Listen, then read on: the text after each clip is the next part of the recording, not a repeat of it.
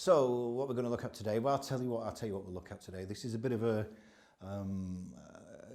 stroll into the world of academia, right? Here's the thing, when you're writing or even speaking actually, or communicating in any way, there are two elements that you need to think about. And they're the syntax, which is how the words line up, how they're put together to make a sentence. And they are the paradigm, the choice, and that is the choice of words. And you can think of them as going in this direction, you know, like in a straight line for the sentence, from the capital letter to the full stop.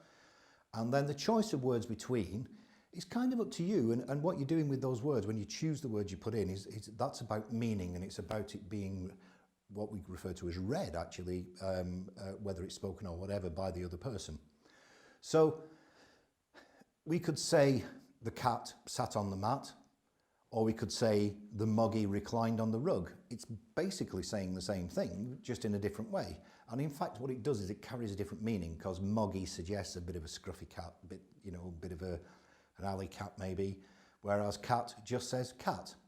We could refine cat to the Persian cat reclined on the rug, and suddenly it's a very well-to-do posh cat that's reclining on probably some kind of expensive rug.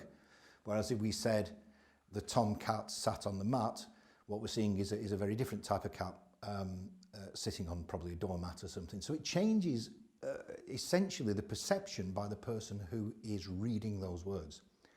The art of copywriting is we choose the right paradigm, the right word to switch along that line. Syntax can't change, the words can. So we choose, do we want cat, do we want moggy, do we want feline, do we want Persian cat, do we want whatever? Almost like, imagine like flicking the numbers on a combination lock until we get the right combination of words that say what we want it to say. Not the meaning.